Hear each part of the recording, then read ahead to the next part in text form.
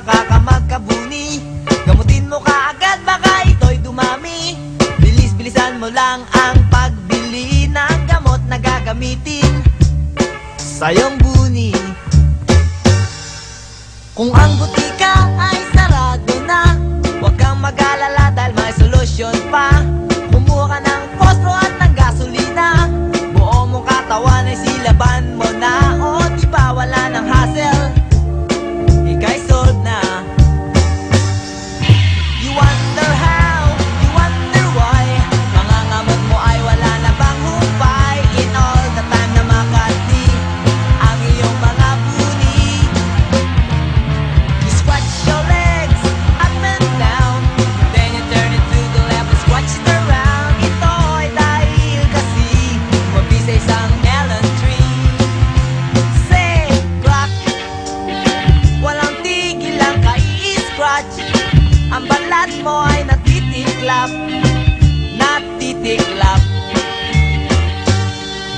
Pa-check up mo na lang kay Dr. Paz, baka sakaling ito'y mabigyan ng lunas. Kung ayaw mo naman ay bahala ka, basta't wag mo kong sisisihin pagpatay ka na. Dahil baka ikaw ay batukan ko pa. Operation, it's not good for me. Ang solution, iwasan ko na lang ang tabi ng melon tree. Kundi sana kami naglaro ng taguan. Ang tabi ng melon tree ay iwasan dahil ang mga sulok machimunchang. You wonder how, you wonder why, mga ngamot mo ay wala na bang hupay. And all the time na makanti ang iyong mga buni.